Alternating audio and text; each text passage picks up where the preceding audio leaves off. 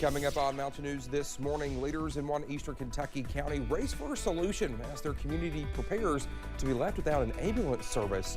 And Governor Andy Beshear celebrates the groundbreaking of another new home being built for a family impacted by last summer's flooding.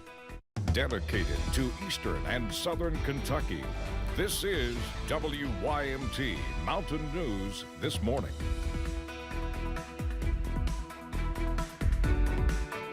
Well, it's Wednesday, and I'm Dakota Makris. Good morning. We made it to Wednesday, and let's take it over to Brandon for a look at that forecast. And Brandon, it's a little bit sprinkling outside this morning. A little bit soggy in spots this morning, but again, we're going to continue to watch that off and on for at least the first half of the day before things start to drop just a little bit. Let's go to live pinpoint Doppler radar. Some heavier pockets down into parts of the Cumberland Valley going into southwest Virginia, basically from Clay County through Harlan County over into Lee County. And you see anywhere where there's yellow and darker green, that's some heavy pockets of rain. Most of the region not looking too bad this morning as you head out the door, so we'll continue to watch it. Temperatures out there, 40s and 50s. I do believe they're going to fall a little bit more as the rain continues to fall. I'm going to try to see our cold and warm spots this morning. Let's see. We've got 45 in Wise. Trying to see if there's anything better than that. Oh, 44 in Grundy. Found that one there. And I do believe 54 in Manchester, Harlan, and Prestonsburg are our warm spots this morning. That's going to be our daytime highs later, so we're going to drop a little bit more and then kind of stay stable all day long. Rain chance will be around for a little while in scattered form, but I do believe we'll fall into the upper 40s, close to 50 later this morning. Dakota? All right, Brendan, thank you. Knott County leaders are left scrambling for help after learning the ambulance service there will be leaving in a few months. Alyssa Williams has more about that situation. It was a notice that left several Knott County leaders blindsided. This left us in a very hard spot. In a Knott County Fiscal Court meeting on Monday, Knott County Judge Executive Jeff Dobson said the Fiscal Court received a letter last week that Lifeguard Ambulance Service, the county's main source of emergency medical services, would be leaving the county completely June 17th. They were going to give us 90 days to be prepared, and which is a very, very short notice. Well, they've had a couple meetings already, and they have met with the folks from Lifeguard to try to get a little longer time span for us to work this out. Knott County 911 Board Chairman Bobby Thomas says the reason for Lifeguard's departure has not been pinpointed yet.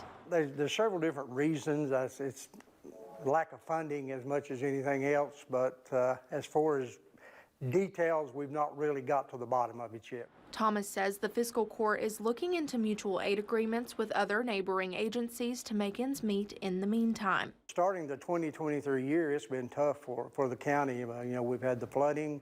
You know, we've had the issues with the garbage service, we've had issues with our 911 service, and now we've got the ambulance service. So it's been tough going here, but you know, the people in the county are resilient, and we'll work it out.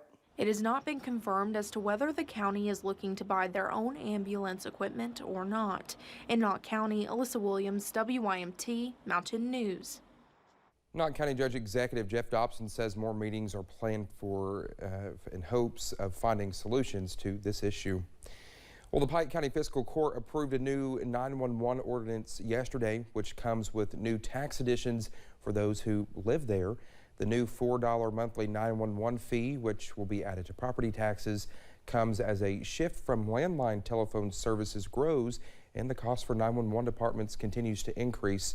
Pike County 911 Coordinator C.J. Childers says the purpose for the tax is not to burden the public, but keep an invaluable service available. We were notified of how much our dispatch cost was going to go up. It brought it to where we had to do something with it. We didn't have no choice in the matter.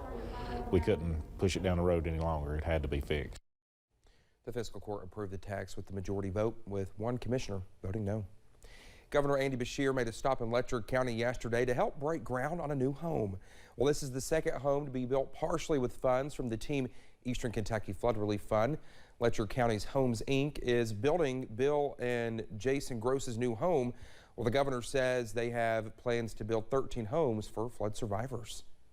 And it's just really special. I guess it's what we're supposed to do as human beings. As people of faith and values, we're supposed to be there for one another, and that's exactly what all these groups and community members have come together and done. Nobody worried about credit. Well, the Team Eastern Kentucky Flood Relief Fund is providing $75,000 to each construction.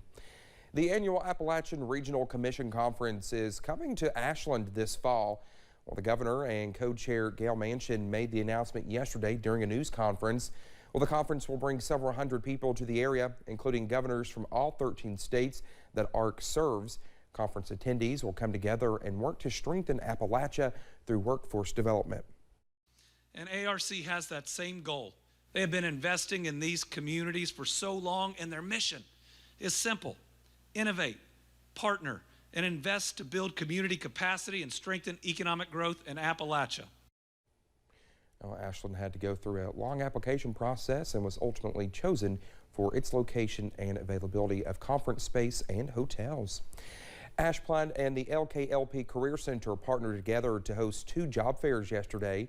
One was in Leslie County and the other was here in Perry. Regional Supervisor Stephen Pennycuff says his team accepts people from all walks of life. He says it is more than a job fair, but a chance to give more to the community. Help provide a reliable electrical service that hopefully will bring in additional businesses and things like that help not only grow the communities but grow our company as well. Well, he says they have experienced job shortages within the company and says he hopes this helps to fill several positions. Well, thank you so much for getting your Wednesday started with the Sierra Mountain News this morning. Coming up, the U.S. makes plans to ship more missiles and other weapons to Ukraine at a faster pace. We'll have the details when we come back. And scattered rain chances continue this morning and throughout parts of the day, but all eyes now turn to Friday. I'll have the latest forecast in about 3 minutes.